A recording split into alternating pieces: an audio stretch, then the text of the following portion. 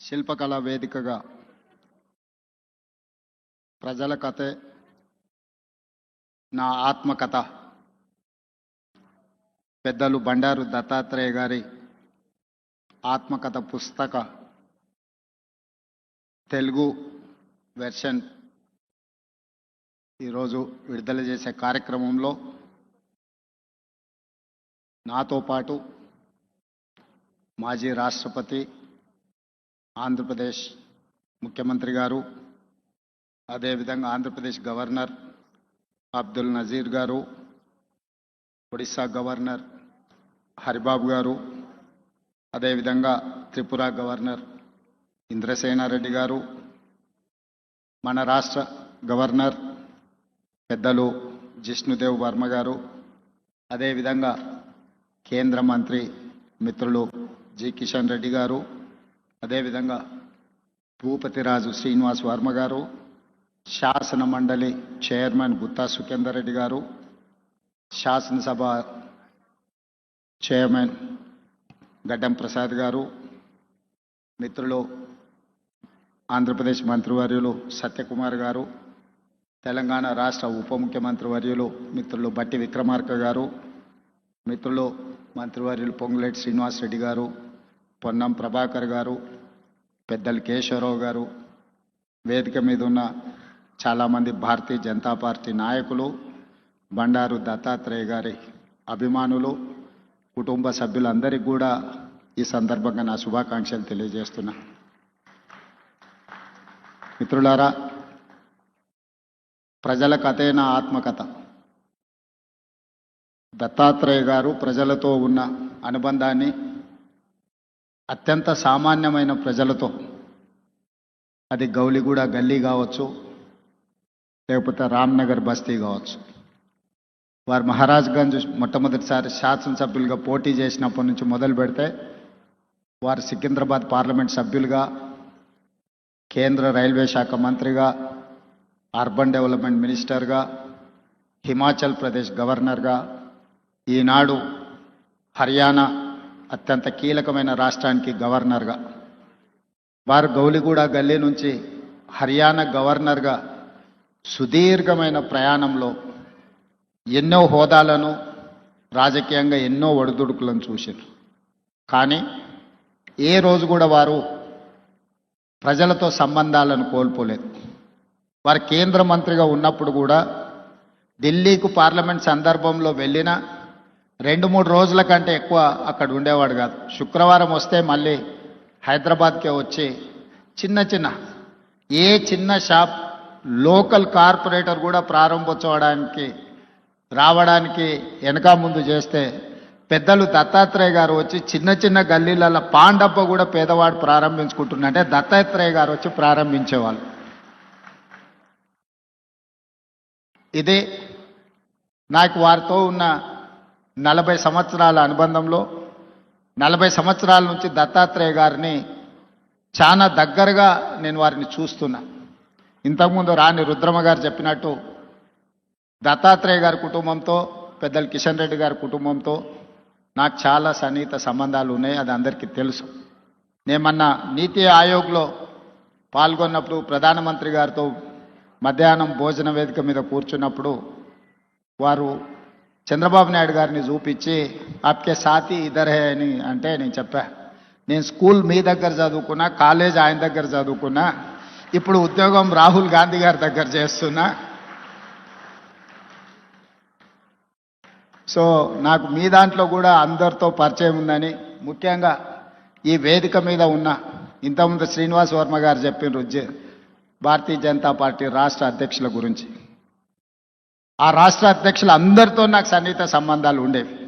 ఇప్పుడు సరే రాజకీయంగా భిన్న ప్రయాణం, కానీ వ్యక్తిగత సంబంధాలలో ఎప్పుడూ లోపం కానీ, ఎప్పుడూ ఆ సంబంధాల విషయంలో దాచిపెట్టాలన్న ఆలోచన కానీ చేయలేదు.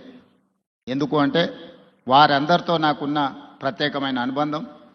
ఈరోజు తెలంగాణ రాష్ట్ర ముఖ్యమంత్రిగా మా మంత్రివర్గ విస్తరణ కార్యక్రమం ఉన్న మంత్రివర్గ విస్తరణ కార్యక్రమం చూసుకొని మంత్రివర్గ ప్రమాణ స్వీకారం చేసిన మా మంత్రులను కూడా మళ్ళీ రేపు కలుద్దాము. నాకు గవర్నర్ గారికి ఇద్దరికీ దత్తాత్రేయ గారి పుస్తకావిష్కరణ కార్యక్రమం ఉన్నది, అక్కడికి వెళ్ళాల్సిందే అని చెప్పి సరాసరి గవర్నర్ భవన్ నుంచి గవర్నర్ దత్తాత్రేయ గారి పుస్తకావిష్కరణకు రావడం జరిగింది. ఈరోజు రాజకీయాలలో ఒక్కసారి కార్పొరేటరు కౌన్సిలర్ అయితేనే వాళ్ళ జీవన శైలి విధానంలో చాలా మార్పు, ప్రజల సంబంధాలలో ఒక భిన్నత్వాన్ని ప్రదర్శించే పరిస్థితులు ఉన్నాయి. కానీ దత్తాత్రేయ గారిని చూసి నేర్చుకోవాలి. అజాతశత్రువు అనే పదాన్ని మనం పుస్తకాలలోనే చదువుకుంటాం, కానీ బండారు దత్తాత్రేయ గారిని చూసినప్పుడు ఆ పదము 100% వారికి సరిపోతుంది. జాతీయ రాజకీయాలలో అటల్ బిహారీ వాజ్పేయి గారికి ఉన్న గౌరవం రాష్ట్ర స్థాయి రాజకీయాలలో బండారు దత్తాత్రేయ గారికి ఉంది అని చెప్పి మనం ఈరోజు గుర్తు చేసుకోవచ్చు. అటల్ బిహారీ వాజ్పేయి గారు ప్రతిపక్షంలో ఉన్నా, ప్రధానమంత్రిగా ఉన్నా, పార్లమెంట్ సభ్యుడిగా ఉన్నా, ఎన్నికల్లో ఓడిపోయినప్పుడు కూడా అటల్ బిహారీ వాజ్పేయి గారి గౌరవం ఎప్పుడూ తగ్గలేదు. పదవులతో వారి గౌరవం పెరగడం, పదవి లేకపోతే వారి గౌరవం తగ్గడం ఏమాత్రం లేదు అని అటల్ బిహారీ వాజ్పేయి గారిని మనం ఏ విధంగా అయితే అనుకుంటామో అదే విధమైన పోలిక పెద్దలు బండారు దత్తాత్రేయ గారికి ఉన్నది. వారు పార్లమెంట్ సభ్యుడిగా ఉన్నా లేకపోయినా, కేంద్ర మంత్రిగా ఉన్నా లేకపోయినా, గవర్నర్గా ఉన్నా లేకపోయినా, ఈ తెలంగాణ రాష్ట్రంలో ముఖ్యంగా ఈ జంట నగరాలలో బండారు దత్తాత్రేయ గారిని గౌరవించని రాజకీయ నాయకుడే లేడు, ఏ పార్టీ అయినా అయి ఉండొచ్చు.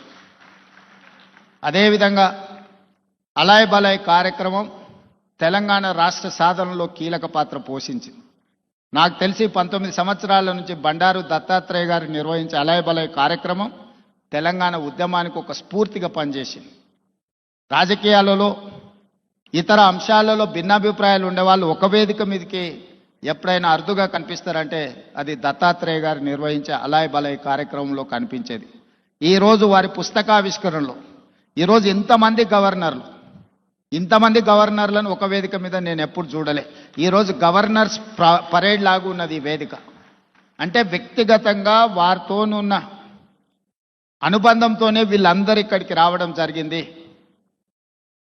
తెలంగాణ రాష్ట్ర ప్రభుత్వంలో కాంగ్రెస్లో ఉన్న మంత్రివర్గం మొత్తం ఇక్కడనే ఉంది. మంత్రివర్గ సమావేశం నేను ఇక్కడనే పెట్టుకోవచ్చు అన్నట్టుగా ఉంది. ఎందుకంటే ఎవరు కూడా దత్తాత్రేయ గారిని భారతీయ జనతా పార్టీ నాయకుడనో లేకపోతే భారతీయ జనతా పార్టీ కార్యక్రమానికి పోతున్న భావన లేదు. ఒక మర్యాద కలిగిన రాజకీయ నాయకుడి కార్యక్రమానికి వెళ్తున్నామని చెప్పి ఈరోజు అందరి వేదిక మీద కనిపించడం జరిగింది. ఏది ఏమైనా వారి ఆత్మకథను, వారి జీవన శైలిని, విధానాన్ని నూతనంగా రాజకీయాలలోకి రావాలనుకున్న వాళ్ళు పరిశీలించవలసిన అవసరం ఉన్నది, నేర్చుకోవాల్సింది చాలా ఉన్నది. మేమందరం, నేనైతే మొదటి నుంచి వారిని దగ్గరగా గమనిస్తున్నా. హైదరాబాదులో పి జనార్దన్ రెడ్డి గారు, బండారు దత్తాత్రేయ గారు పేదల గుండెల్లో చిరస్థాయిగా ఉంటారు. ఎవరికి ఏ కష్టం వచ్చినా, ఎవరికి ఏ బాధ ఉన్నా అది తీరుతుందో తీరదో తెలియదు, కానీ కష్టం వచ్చినప్పుడు వాళ్ళకు గుర్తొచ్చే నాయకులు ఇద్దరి జంట నగరాలలో, ఒకరి పి జనార్దన్ రెడ్డి అయితే, రెండు బండారు దత్తాత్రేయ గారు. మేము వెళ్ళి చెప్పుకోవచ్చు, మేము కలవచ్చు, మేము ఎప్పుడు వెళ్ళినా నాయకుడు కలుస్తాడు, మా సమస్య వింటాడు, అధికారులకు ఫోన్ చేస్తాడు. ఇంకొక విషయం కూడా తెలియాలి, ఈ కాలంలో ఒక్క లెటర్ మీద సంతకం పెట్టి ఇవ్వాలి అంటే నాయకులు భయపడే పరిస్థితులు. కానీ ఆనాడు దత్తాత్రేయ గారు వందలాది లెటర్లు తిరుపతి దర్శనానికి సంతకాలు పెట్టి మా అందరికి ఇచ్చేటోడు. ఎప్పుడు మా దగ్గర పుస్తకాలలాగా ఉండేటి. దత్తాత్రేయ గారు ఎంపీగా సంతకం పెట్టి రైల్వే రిజర్వేషన్ కూడా, ఇప్పుడంటే విమానాలు వచ్చినాయి, కార్లు వచ్చినాయి, ఒకప్పుడు రైల్వే రిజర్వేషన్ అనేది కూడా చాలా ముఖ్యం. దత్తాత్రేయ గారు పుస్తకాల కొద్దీ ఆయన లెటరేట్స్ మీద సంతకాలు పెట్టి రైల్వే కూపన్లకు కూడా వారు సంతకాలు పెట్టించేటోళ్ళు. అదేవిధంగా ఒకప్పుడు టెలిఫోన్ కనెక్షన్కి కూడా చాలా విలువ ఉండేది, గ్యాస్ సిలిండర్కి చాలా ప్రాధాన్యత ఉండేది. ఇవన్నీ కూడా వచ్చినంబడే కార్యకర్తలకు రాసి ఇచ్చేసి అన్నీ పంచిపెట్టేసి బాధ్యత తీరినట్టుగా వ్యవహరించేవాడు బండారు దత్తాత్రేయ గారు. ఇప్పుడు వాటికి ప్రాధాన్యత లేకపోయి ఉండొచ్చు, కానీ ఆ రోజుల్లో వాటికి చాలా ప్రాధాన్యత ఉండేది. కానీ వారు ఏ రోజు కూడా కార్పొరేట్ బిజినెస్ వాళ్ళకి ఇవ్వలే, సామాన్యమైన కార్యకర్తలకు ఇచ్చేటోడు బండారు దత్తాత్రేయ గారు. లిస్టు రాసుకొని మొదటి నుంచే పార్టీలు ఎవరున్నారు, లేకపోతే ఆర్గనైజేషన్లో సంఘంలో కానీ స్వయం సేవక సంఘ కార్యకర్తలు ఎవరైనా మొదటి నుంచే సంఘాన్ని నమ్ముకొని ఉన్న వాళ్ళు ఎవరున్నారు, ఇట్లా ఒక్కరొక్కరిని వారు గుర్తుపెట్టుకొని రాసుకొని వచ్చిన కూపన్లను వాళ్లకు ఇచ్చి పిలిచి ఇచ్చేవాడు. సో ఇది ఈనాటి నాయకులు చాలామంది కొత్త తరం రాజకీయాలకు రావాలనుకున్న వాళ్ళు గుర్తుపెట్టుకొని నేర్చుకోవాల్సిన అంశము దత్తాత్రేయ గారు ఆదర్శనీయులు. ఇది ముఖస్థుతి కోసమో వేదిక మీద పిలిచిండ్రు కాబట్టి వారిని అభినందించడానికో మాట్లాడుతున్న విషయం కాదు. వారు నికార్సుగా పాటిస్తున్న విషయము. అలాంటిది కొత్త తరం రాజకీయ నాయకులు నేర్చుకోవాలి. మేమందరం తీసుకునే నిర్ణయాలలో, మేము ప్రజలను కలిసే విధానంలో తప్పకుండా దత్తాత్రేయ గారు, పి జనార్దన్ రెడ్డి గారి స్ఫూర్తి మా నిర్ణయాలలో ఉంటుంది.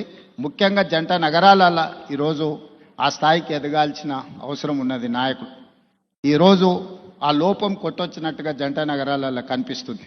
ఈరోజు ఎవరికైనా సమస్య వస్తే జంట నగరాలలో ఆ స్థాయిలో పీజేఆర్ లేకపోతే దత్తాత్రేయ గారి స్థాయిలో ప్రజలకు అందుబాటులో ఉండే నాయకత్వం తగ్గుతూ వస్తున్నది. ఈ జంట నగరాలలో ఉండే నాయకులు ఇంకా కష్టపడాలి. వాళ్ళందరూ కష్టపడతారని, ఏదైనా మా దృష్టికి వచ్చిన అంశాలను తప్పకుండా పరిష్కరించే వాటిని పరిష్కరిస్తాం, సహకరిస్తాం. అదేవిధంగా పెద్దలు కిషన్ రెడ్డి గారితో నాకున్న ప్రత్యేకమైన అనుబంధం ఈ వేదిక మీద నేను ఎక్కువ చెప్పాల్సిన అవసరం లేదు. వేదిక మీద ఉన్న వాళ్ళకి, ఇక్కడ ఉన్న వాళ్ళందరికీ తెలుసు. వారు నేను కలిస్తే తెలంగాణ రాష్ట్రం అభివృద్ధి పదం వైపు వేగంగా దూసుకెళ్తుంది. రాజకీయాలకు అతీతంగా కిషన్ రెడ్డి గారిని గౌరవించుకుంటూనే, అప్పుడప్పుడు ప్రశ్నించుకుంటూనే తెలంగాణ రాష్ట్రాన్ని అభివృద్ధి పదం వైపు నడిపించడానికి నేను ఎప్పుడు ముందుంటానని తెలియజేస్తూ, మీ అందరికీ మరొకసారి శుభాకాంక్షలు తెలియజేస్తూ సెలవు తీసుకుంటున్నాను.